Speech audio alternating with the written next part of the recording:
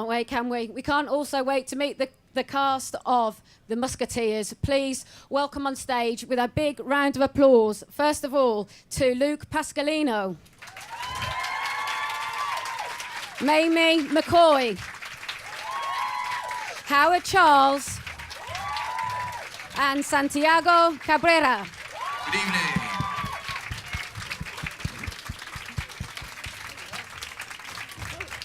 Are you playing footsie already? Yeah, we can carry it all night if you want. All night. I like your shoes. They're quite nice. Thank you very much. Yeah, They're they're very funky, nice. aren't they? You're all right there, Santiago? I'm all right, thank you. Hello, we- everyone. Are we all looking forward to this evening? Yeah, at absolutely. this. Are you guys looking forward to this evening? Well, I mean, let's start What's up, people? really about... let's start with the story. I mean, obviously, for you all as actors, it is all about the story. So when you first read the script, can I speak to you all in turn? What was it that you really loved about it? If I can start with you, Luke. I mean, I'd always loved the story of the Musketeers anyway, and you know, I was a big fan of the cartoon Dogtanian and the Muskehounds when I was a kid. So, kind of, yeah, there you go. So I was a big fan of that, and then kind of just to know that we were kind of telling such an amazing story over the course of 10 episodes, like 10 hour long episodes, was a big draw for me, because obviously, you know, kind of previous interpretations have only been maybe an hour and a half, 2 hours long over the course of a film. So that was a big draw for me, which I really enjoyed, and as well as the script just being fun and exciting, you know. Mamie? Yeah, I thought there was loads of pace and wit to it, and it sparkled, that first one. I thought it really jumped off the page, and I kind of felt like, particularly with the women, there was a different angle there. I thought we were seeing them in a new light, which is always exciting, and I think that's carried on through. Howard? I think it had great potential. I think that's the first thing. You can see that it wasn't quite the finished article, and usually never is, but that's a good thing, because you can then move forward and collaborate to make it the best it can be, which I think for the most part we did and have done, and certainly strive to always, endeavor, and yeah, so I think that's the kind of key element for me, I would say, potential. Yeah, I thought that it had great pace to it, and I read it really quickly, and that's always a good sign. I think when you read a script and you get through it very quickly, it means you were involved. So it was, it was entertaining, and I just loved the world and the characters. I mean, it's based in history, so, and obviously it's a serial drama, so there's got to be something left to artistic interpretation. But do you know how much time has been taken to actually sort of factually get it correct historically? Yeah, I know they've got a historian that they work with, and he's the go-to guy when they're in doubt about something. And then the source material, I think, just gives you a lot. But they were definitely accurate in certain things. You know, like if you're in a garden and there's tomatoes, you kind of go, "Did they have tomatoes back in those days?" So there's a lot of that kind of stuff. So you got to make sure you don't, make mistakes. And how, you're working on, is it a 10-part drama, so how far in advance do you all get your scripts to actually work on? Oh, there's a question. Well, not always as often as early as we'd like them a lot of the time, because there's obviously when we're shooting, we've always got our own input and interpretations and ideas. So we're constantly backwards and forwards with the writing team and the producers, trying to get things, if there's things that we'd like to change or whatever, So it's a collaboration in that sense. But sometimes it could be anything up to 4 or 5 days. Sometimes it could be a week. Sometimes a fortnight. We tend to get the earlier episodes slightly sooner than we do the later ones, purely because the guide for the later episodes is there, but the finished product isn't yet. So, and obviously the Musketeers are a very strong team, and there's a close knit. What characteristics do each of the characters bring to make that team complete and as successful as they are? If I can start with Howard, what is it about Porthos? Well, apart from what his you charm. see is what you get. No. But Porthos is a very fundamentally is a warrior, full of integrity, and yeah, playing the character, really humbles me, and I've learned a lot about myself playing the character. But if I had to give it a word, the thing that Porthos brings, it would indeed, of course, be fire. Yeah. Santiago. I think you know, when we all met at boot camp, it was a very good sign that they picked each one individually very well, because you believe that we were all friends and that we've known each other for a long time, but then we were all very distinct from each other, very different. I think a lot of that comes for nothing just as people, so that's very important, because you've got to be distinguishable within a group. So I kind of think there's just you know, just sitting here, I'm sure people can tell the difference. So I think it's for the audience to say. Especially with me, right? Yeah, exactly. And Luke. Your chair legs are going like that. I think, I mean, for me personally, you know, D'Artagnan kind of started out in the show as not as a musketeer, so he kind of had to kind of work his way up the ranks to become part of the regiment. So he kind of brings like a kind of a naivety and a vulnerability that the boys haven't, the boys have kind of surpassed now. And he's kind of like the young buck, you know. So he's still got a lot to learn, and he brings this kind of, he's very kind of a little bit like Porthos, really. He's kind of got like this appetite for justice, this kind of like fire burning inside him for justice. And can I get to Milady? What a great part this must be for a woman. I mean, she's a real piece of work, and I kind of and great. I would have thought to play. I mean, she reminds me very much of kind of Lady Macbeth, and for me, watching the old film The Wicked Lady, as Margaret Lockwood and James Mason, this woman who's got no integrity really, and she's just out for what she can get. I mean, what? Well, that's interesting, because I think she has a lot of integrity. But when I.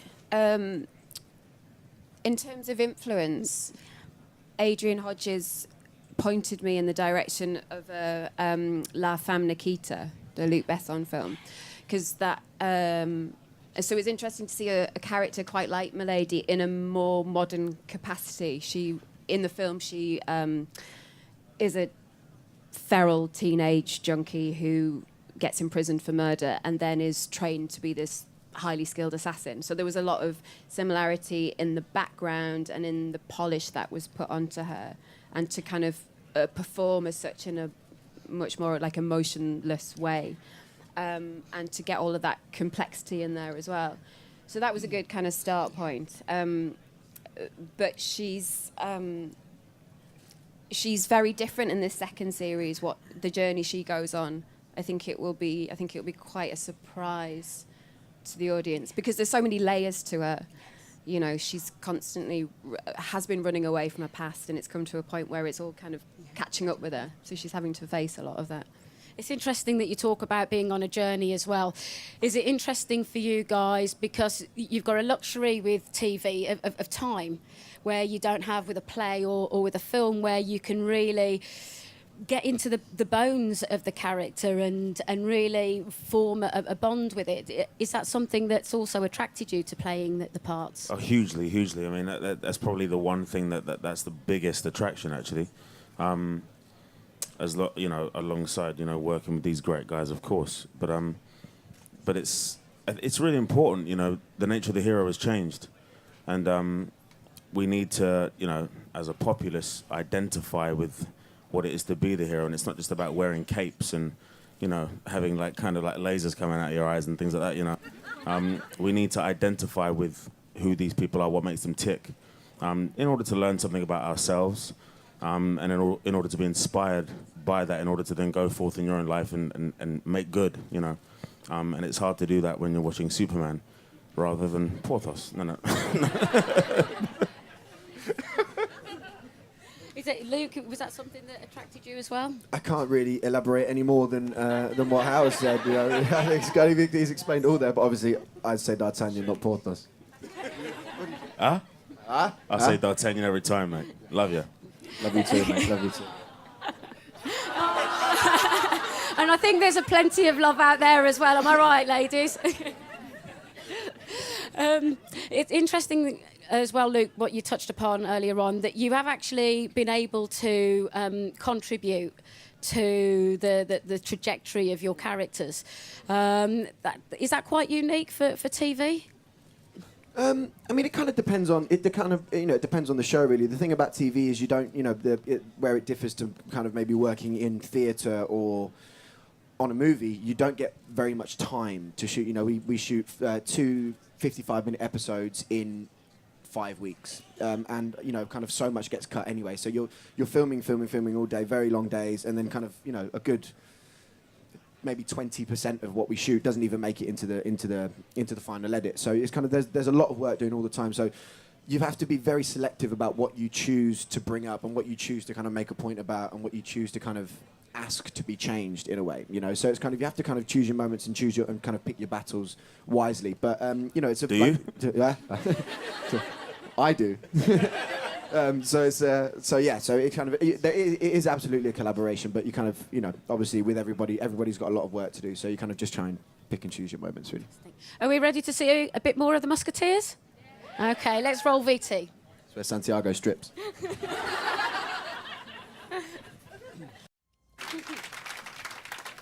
If I can just sort of briefly go back to the first series, I think one of the things I liked in particular was this backstory that had been threaded through about each character.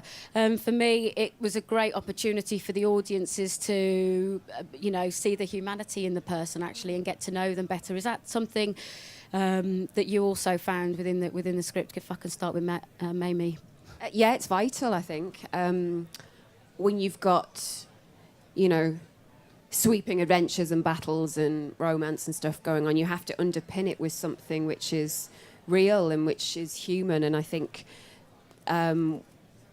particularly going into the second series, that's what's developing even more. All those seeds that have been kind of planted there in the first one, we've really kind of brought them to life. And that's where you start to really get to know the person. For good and bad, you know, you kind of dig up things, really nasty, horrible, dirty things about yourself as well. You know, all the characters do. And I think that kind of creates this world underneath all of the swashbuckle and stuff. You know, swashbuckle. It's not that easy to say, is it? It's really hard. I don't think I've actually said it out loud Swashbuckle. before. Swashbuckle. Rubbish word. Santiago, was that something that you connected to as well? Was this backstory? Yeah, that was the way the characters were introduced in the first episode of first season, the pilot episode was. I love that because the Musketeers, they're a group, but you meet D'Artagnan, you see his impulsive nature. He's lost his father. Then you meet Athos with a hangover, and he picks up Porthos, who's gambling and cheating, and then they go to Aramis, who's in bed with the Cardinal's mistress. So it's sort of you see the flawed nature of these. They're the heroes, but in a way you see each of their flaws, and I just loved how each one was picked out individually. So you got to know them, and then the story can really get going because you immediately get a sense of them individually. It's vital for the series, and I think the great thing about now the second is that serialized aspect is pushed even more, so that you get to find out the more you stick with it, the more you find out about them. Yeah. Exactly. And the other interesting theme that I thought, particularly this day and age where we've got reality TV and there's this hunger for instant fame, we see this sort of slow trajectory for D'Artagnan and him having to really earn his stripes. And I wonder whether that's also a very positive message to send out to audiences, that, you know, it's not a bad thing to work hard for what you get. No, absolutely not. And, you know, a lot of the time it takes, you know, especially like in D'Artagnan's story as well, I can't remember if it actually made it into the cut, but there was a line there where Treville offers him a place as you know, he's saying, you know, you could come and be a musketeer within the regiment, but you're going to have to work hard for it. You know, how do you feel? And he says, that's what my father always wanted for me.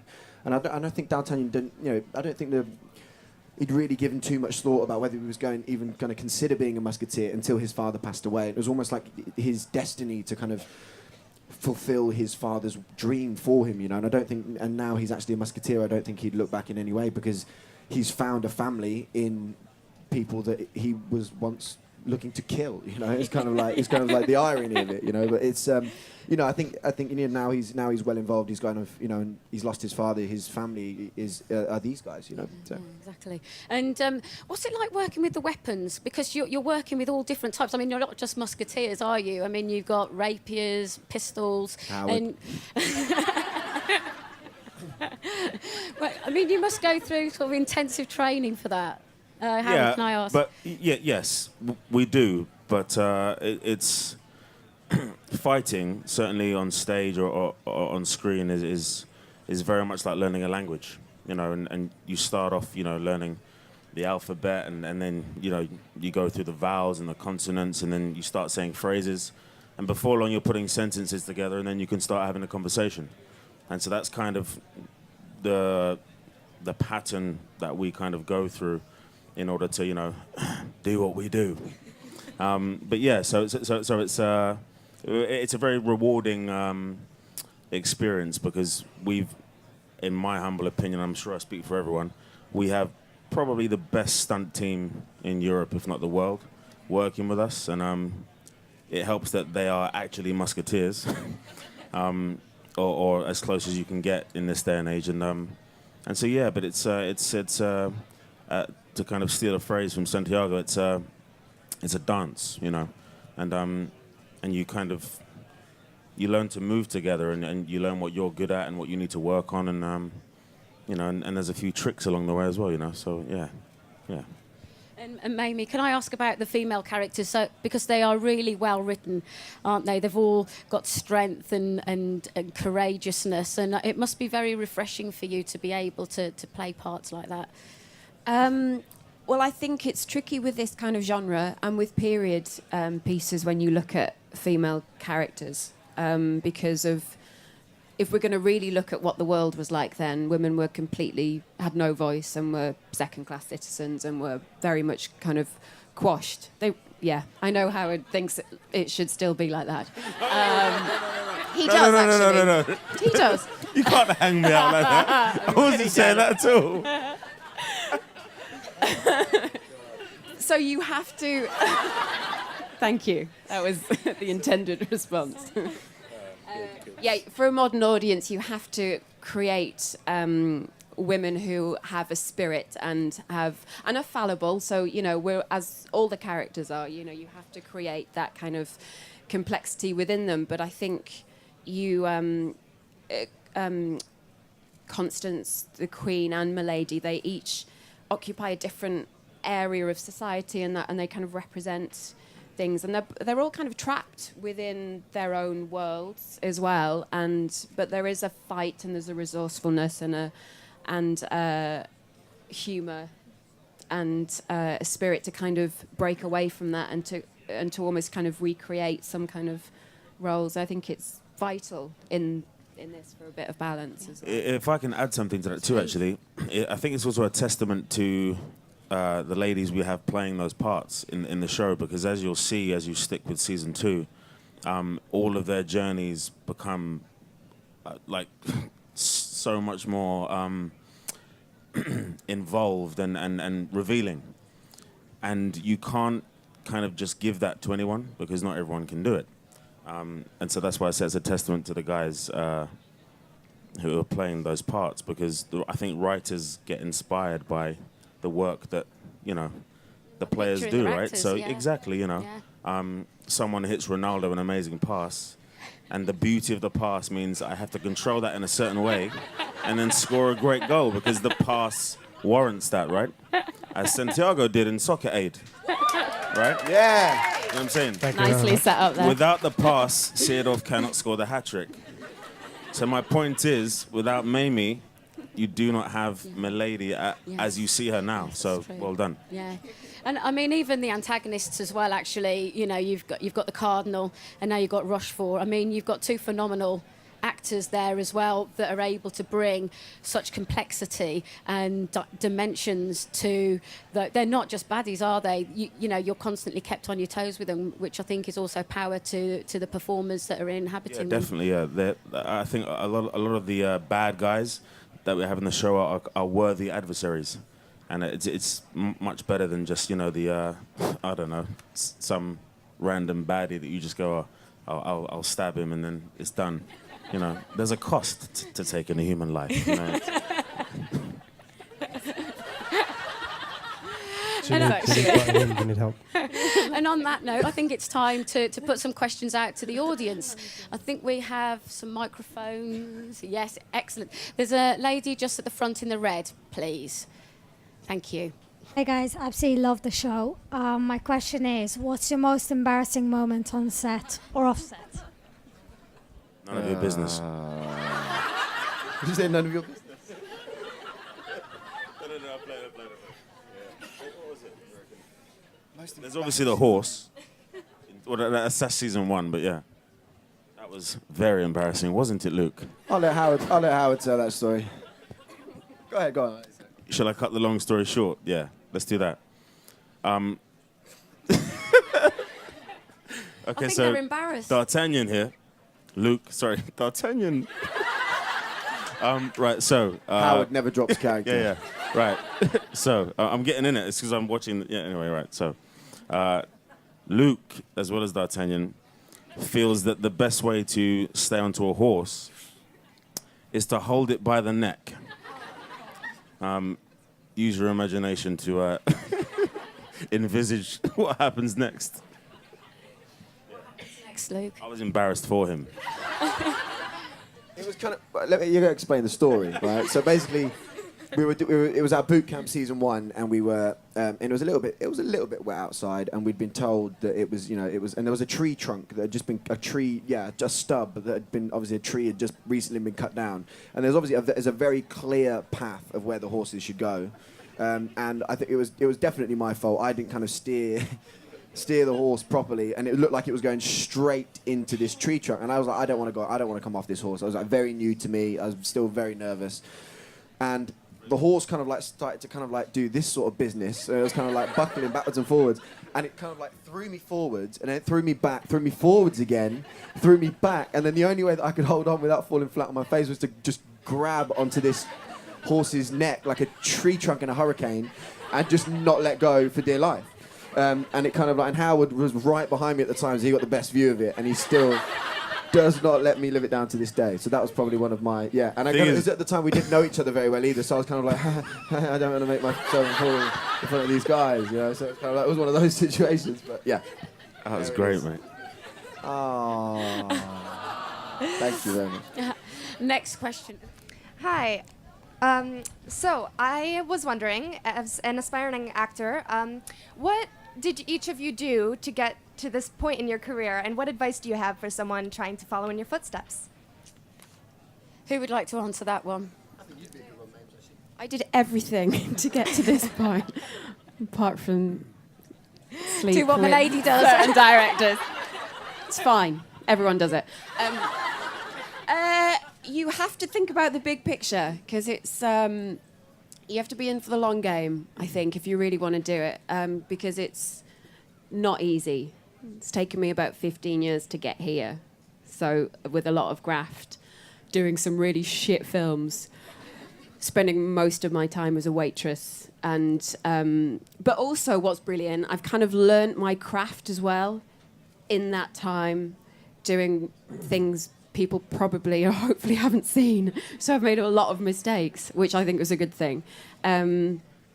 You have to love it. You have to be very passionate about it, and to be quite real. But everybody has a completely different journey. You could ask all the guys how they've got here. Luke started really young. You didn't go to drama school. How is they're all drama school boys, and it's a very individual journey. So there's no kind of, and it's easy to kind of read interviews with people when they get their lucky break at 21 and it all kind of, blows up and goes crazy and stuff. But for the majority of actors or jobbing actors, it's not like that. So it's good to get a handle on actually what the profession is like. And then when you get there, it's brilliant. And a lot of hard work. And you thank your lucky stars you're there. So it's, it's good. And I think it's also about faith. You say you're an aspiring actor or actress, whichever way you'd like to say it. I'm not sure what's your preference, but it is about faith. Faith in yourself. I think fundamentally, because make friends with rejection right now, make friends with doubt, but fundamentally keep spinning the plates. Because if you stop, then they all fall and smash, and you don't get a kind of second set. You know what I mean? So yeah, just keep spinning the plates and just have a bit more of a kind of, I don't know, what works for me is a bit more of a kind of, excuse my French, but like a fuck you approach kind of thing, So yeah, if I say it, it can be done. Because the fact is that everyone in this room is capable of things that they cannot yet comprehend. We all are. and that's where the self-belief and the faith in yourself comes in. And that'll be the difference between some of you making it home tonight and some of you not. So yeah. Luke, Santiago, do you want to add anything to that? I think kind of like just to elaborate on what they've said, really, there is no right or wrong way. It's kind of like maybe said, I didn't go to drama school. Howard went to drama school. Yeah, Santiago did. Tom did, but they went to different drama schools. And it's kind of everyone has their own journey, and everyone will get a different break at a different time, if at all. But like what Howard said, you just keep spinning the plates and just keep going and never. The one thing that it's taught me, being in this industry, it's my 7th year now. As a professional actor, and it's taught me that you are going to get a lot more knockbacks than you are successes, and it's a real test of resilience, and it's kind of that basically defines who you are as a person. Kind of being able. It's not who was it that said was it Rocky? It's not how many times you can. It's not how many times you can hit. It's how many times you can get hit and keep moving forward. And that's basically what it is. Just carry on, crack on, just keep moving, and just kind of, Howard said, take that fuck you approach to anything that hits you and just smash it out of the way and just keep moving forward. And you will get down, it will cut you up at sometimes, but it's just keep moving, keep going. I went 2.5 years without getting a job, and then I got my first job, and it's been good ever since, so it's just keep battling, push forward for sure. Time for 2 more questions. There's a lady is it pink? I'm not sure if it's pink or the lights. I might burst into Lady in Red, and you really don't want to do that. Hello, Musketeers. Hello, Mamie. Hello.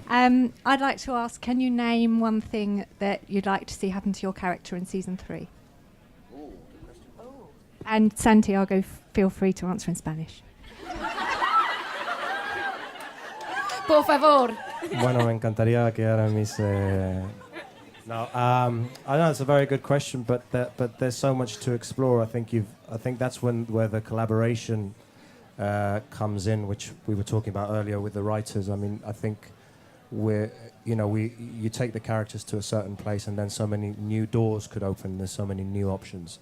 So I don't want to give anything away of what happens at the end of the second. So if I do sort of go into that, I might. But I think it's about just keeping the team tight, which we are. I think all good shows, you need to be like a family and a tight unit where everyone's voice is heard, and we have had that, and we're already starting to talk to writers in the hopes that we will go back and just keep that relationship going, that collaboration going, and good things will come out of it.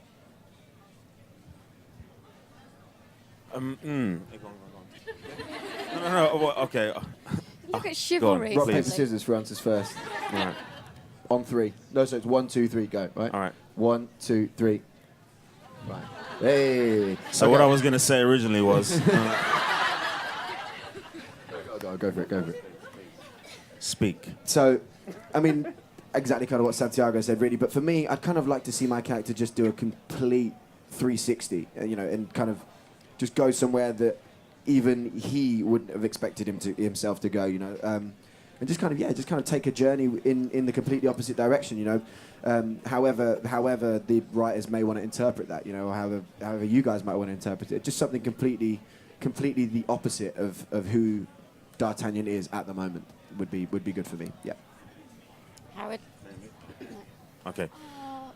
I think I'd like to see... I'd really like to explore the part of Porthos that has a significant other, and really fall in love with a woman. But I'd like the relationship to be challenging, because not all relationships are kind of about rolling in the hay. Well, they are in the Garrison anyway. But yeah. I'd like to see there be a kind of a comment on, how relationships are within the real world, and kind of have one of those. So maybe there'd be a kid involved as well.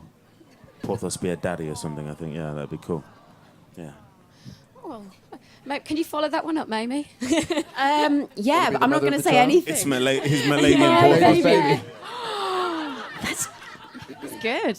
You're about the only one I haven't slept with yet, so... I don't think you can handle it, love. Oh, maybe. Bring it on, baby. I mean, kind of as Santi said, I can't really. I feel like if I say anything, it's going to give away something of where she goes in this second one. Because it's so far from how she started in the first one. So I'm going to have to keep tight-lipped on that one, I think. Okay, fair Sorry. enough. And final question to the gentleman in the red jumper just there, please. Hello, I'm here instead of my sister who couldn't be here today. She's asked me to ask this question. Is it still difficult to run in high heels? Or has the new series presented other difficulties for you as actors? You said they're in high heels. So which one For of a you is start, wearing high we need heels? to- we need to clear who's this wearing now. heels? Like, we don't wear high heels. There are some Cuban heels, but and also some of us are not elevated, by the way. Okay, so anyway, but yeah, no. It's wear it's heels. challenging to run in you know manure and mud and things like that. But yeah, the heel isn't really a problem, right? I mean, it's not. I I'm mean, just so grateful blessed. that you were here to ask your sister's question. Because, you know, what would we have done without that question? It does get easier, but we do have some trainers sometimes for certain very Santi. difficult moments. But it's always rock when, climbing, things like that. Just rock climbing, yeah. But it's always difficult, but we're up for a challenge, aren't we? It never gets easy. Are the costumes actually in general challenging? Well, they're very heavy. Yeah, but they look it. you know, it is. You know, it would have been like that in the time, but there was always. You've got to make sure that you can still be agile in them. So, I think at first I would say they were restricting, but then you just get used to them. But then they've also got a. You sort of feel. You feel strong in them as well. So I think they give you a lot for nothing as well. But yeah, there's definitely the weight issue. Yeah. I trip over mine was gonna say- all the time. I can't walk anywhere. There was the first scene we had when I come up the steps of the gun. The gun was really heavy, and we hadn't accounted for me lifting my arm in my dress. So my arm went to there, and I couldn't step. I kept standing on my dress because I just have like billowing fabric all the time. So practically, it's quite hard, and I wear heels, and it's a nightmare. You can't finish your costume without a costume assistant coming to help you tie it all up and stuff, can you? No. Yeah. Yeah. There you go. Yeah. They look It's quite normally me. neither futuristic. can you though.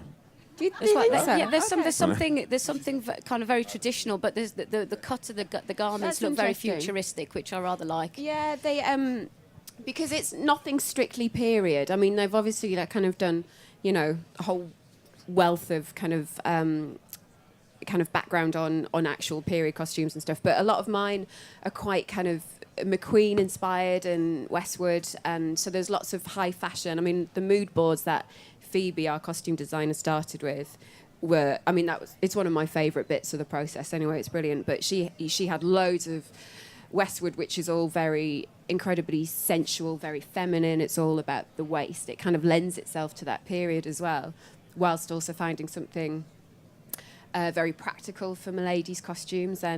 And because she's such a chameleon, most of my costumes do a whole kind of variety of stuff. So I'll have a hood and then a cloak, and then it'll whip back so I can get on a horse, and I've got breeches, and they're kind of multifaceted. You've got like a holster too, right, for the gun. Yeah, I got my holster. Ladies and sexy. gentlemen, please give a huge round of applause for our Musketeers. Thank you. Thank you.